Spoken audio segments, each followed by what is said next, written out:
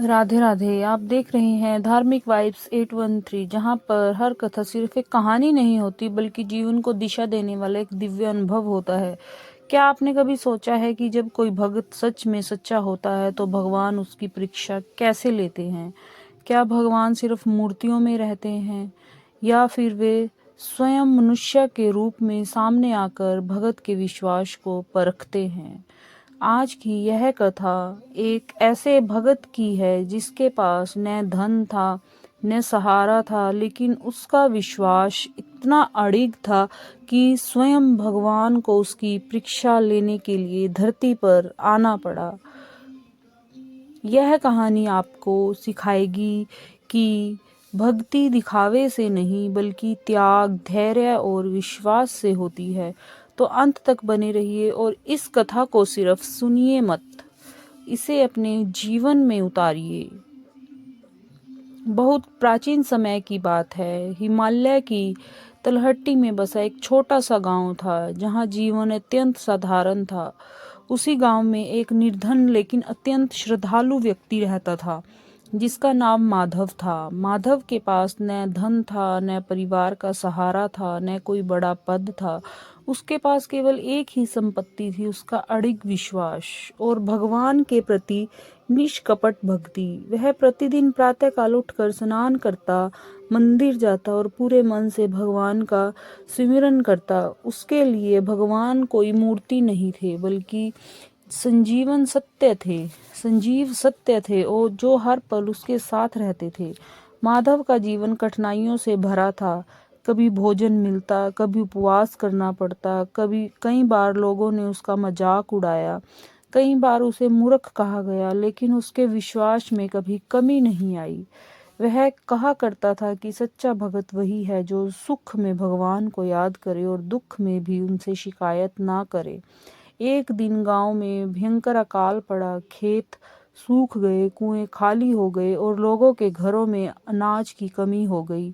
गांव के अधिकतर लोग मंदिर आना छोड़ चुके थे। वो कहते थे कि अगर भगवान होते तो यह दुख क्यों देते। लेकिन माधव पहले से भी अधिक श्रद्धा से पूजा करने लगा। खाली पेट, थके शरीर और सूखे होठों के साथ भी वह मंदिर जाकर बस इतना कहता था, हे प्रभु, आपकी इच्छा सर्वोपरि है। उसी रात बैकुंठ में भगवान विष्णु ने अपने भक्तों की स्थिति देख रहे थे। जब उनकी दृष्टि माधव पर पड़ी तो वे मुस्कुरा उठे, पर साथ ही बोले, सच्ची भक्ति का मूल्य तभी समझ में आता है जब उसकी परीक्षा ली जाए। उन्होंने निश्चय किया कि वे स्वयं माधव की भक्ति की परीक्षा लेंगे।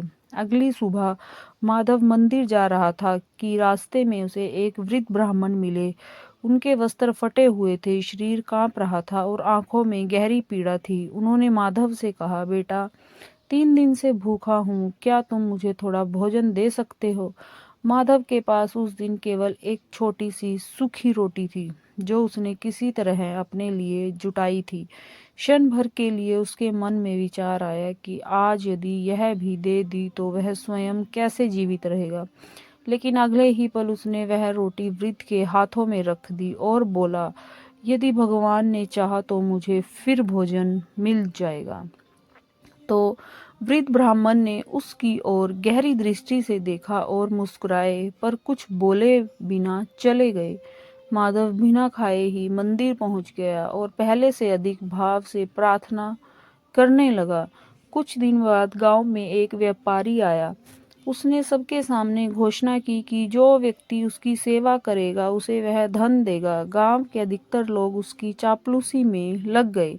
व्यापारी ने माधव को बुलाकर कहा, तुम भगवान को बहुत मानते हो, यदि तुम मेरी सेवा छोड़कर मेरे साथ चलो तो मैं तुम्हें सुखी सुविधाओं दे सकता हूँ। माधव ने शांत स्वर से कहा, धन की सेवा से यदि आत्मा बिक जाए तो वह धन अभिशाप बन जाता है। व्यापारी क्रोधित होकर चला गया। उस रात भगवान ने फिर माधव की परीक्षा लेने का निश्चय किया। इस बार वे एक घायल व्यक्ति का रूप धरकर माधव के द्वार पर पहुंचे। वह व्यक्ति दर्द से कहरा रहा था। माधव ने बिना कुछ पूछे उसे भीतर लिटाया, अपने हिस्से का पानी पिलाया और पूरी रात उसकी सेवा करता रहा। सुबह होते होते वह घायल व्यक्ति अदृश्य हो गया। माधव ने सोचा कि शायद भगवान ने उसे अपने पास बुला लिया। अब अंतिम और सबसे कठिन परीक्षा बाकी थी। एक दिन गांव के कुछ लोग माधव के पास आए और बोले कि तुम्हारी वजह से ही गांव पर विपत्ति आई है, क्योंकि तुम अलग मार्ग पर चलते हो। उन्होंने उसे गांव छोड़ने का आदेश दिया। माधव ने न कोई विरोध किया, न कोई शिकायत। उसने गांव के मंदिर में अंतिम बार प्रणाम किया और जंगल की ओर चल पड़ा। जंगल में वह एक वृक्ष के नीचे बैठ गया। भूख, थकान और अकेलापन उसके शरीर को तोड़ रहा था, लेकिन उसका विश्वास अभी भी अडिग था। उसे उस समय आकाश से दिव्य प्रकाश प्रकट हुआ और भगवान विष्णु अपने वास्तविक रूप में उसके सामने प्रकट हुए। चारों ओर तेज था, शंख, चक्र, गदा, पद्म से शोभित थे। माधव ने जैसे ही भगवान को देखा, वह भूमि पर गिर पड़ा और रोते हुए बोला, प्रभु, आपने दर्शन क्यों दिए? मैं तो आपकी परीक्षा में असफल रहा होगा। भगवान ने उसे उठाया और कहा, नहीं माधव, तुम हर परीक्षा में सफल रहे। तुमने भूख में दान दिया, अपमान में धैर्य रखा और त्याग में भी विश्वास नहीं छोड़ा। सच्चा भगत वही होता है जो भगवान को पाने के लिए नहीं, बल्कि भगवान के विश्वास रखने के लिए भक्ति करता है। भगवान ने वरदान देना चाहा, लेकिन माधव ने कहा, प्रभु, मुझे कुछ नहीं चाहिए, बस इतना आशीर्वाद दे कि मेरा विश्वास कभी डगमगाए नहीं। भगवान मुस्कुराए और बोले, जहाँ ऐसा विश्वास होता है वहाँ मैं स्वयं निवास करता हूँ। कहते हैं उस दिन के बाद माधव का जीवन साधारण होते हुए भी दिव्य हो गया। उसके पास धन नहीं आया, लेकिन उसके चेहरे पर ऐसी शांति थी जिसे देखकर लोग समझ गए कि भगवान सच्चे भगत की परीक्षा लेते हैं, पर उसे कभी अकेला नहीं छोड़ते। यह कथा हमें सिखाती है कि भगवान को पाने का मार्ग चमत्कारों से नहीं, बल्कि धैर्य, त्याग और निष्कपट भक्ति से होकर गुजरता है।